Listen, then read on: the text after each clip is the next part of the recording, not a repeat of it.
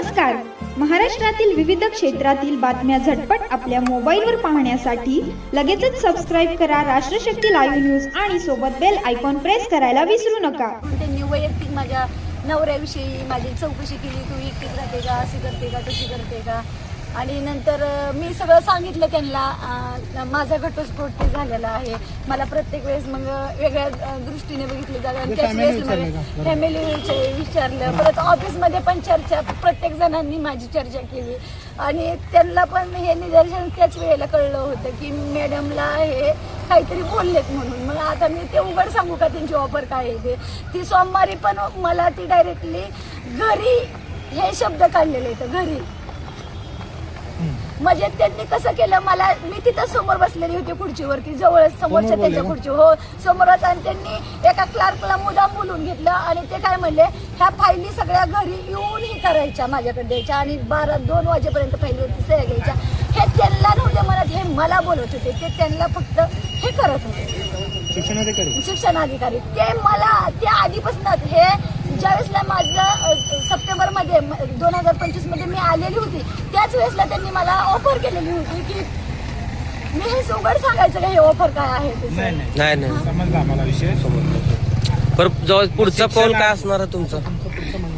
पुढचं म्हणणं मी त्यांच्यावर आता मी काल पण जाऊन आले संध्याकाळी SP ऑफिसला. अध्यक्ष साहेब नव्हते, त्यांना मॅडमला भेटले. मॅडम म्हणलेले मला 11 वाजता या आणि तुझा विषय काय आहे ते सांग. मी म्हणलं मला प्लीज कंप्लेंट दाखल करायची आहे. माझी हॅरेसमेंट होती या 10 वर्षापासून. मी सगळ्यांवरती विश्वास संस्थेवरती टाकला होता. मी प्रशासनाविषयी आदर व्यक्त करत होते त्यांचा. मी आजपर्यंत पण केलेलंच आहे, आणखीनही मी करते प्रशासनाचा, शिक्षणाधिकाऱ्यांचा आदर. पण तेच माझ्यावर वेगळ्या दृष्टीने बघत असेल, मला वेगळ्या नजरेने बघत असेल, तर मला वेगळी ऑफर करत असेल तर मला सांगा. मी ते स्वीकारायचं का? मी प्रशासनालाच विचारते, एकटी बाई जगू शकत नाही का? आणि मी पारधी समाजामध्ये, पारधी जातीमध्ये जन्माला आले, हे माझं हे का दुर्भाग्य आहे का मी कम नशिबी आहे की मला ते तिची आठ लागू होती या माझ्या ह्याच्यावरती, कागदपत्रावरती, मान्यतेवरती. मी त्यांना एवढं पण म्हणते की शासनाच्या नियमाप्रमाणे जे BEdचे शिक्षक आहेत त्यांना पण तुम्ही अटी लागू केले ते पण मला द्या म्हणून ओरिजिनल मला बघायला द्या. मी स्वीकारते तुमची TET लागू केलेली ऑर्डर, मान्यता.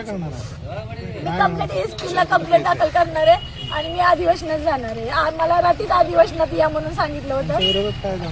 मी त्यांच्या विरुद्ध कंप्लेंट दाखल करणार आहे. मी आजपर्यंत सहन केलं तर मला वाटत होतं कुठेतरी त्यांना माया दया येईल. माझं क्वालिटी मी माया दया पण करू नका म्हणते. माझं शिक्षण बघा, मी काय आहे, मी कुठे आहे, मी कुठल्या लेवल म्हणतो, कुठल्या स्तरामधनं आलेली आहे. एकीकडे शासन म्हणते शिका शिका, तुम्हाला आरक्षण आहे, तुम्हाला नोकऱ्या आहेत.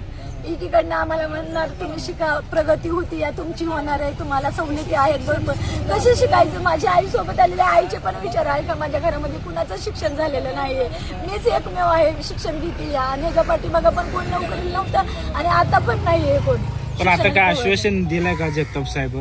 आज जगताप साहेब असं डायरेक्टली म्हणतात की मी TET हेच तुम्हाला तुमच्या मान्यतेवरती मी 8 लाख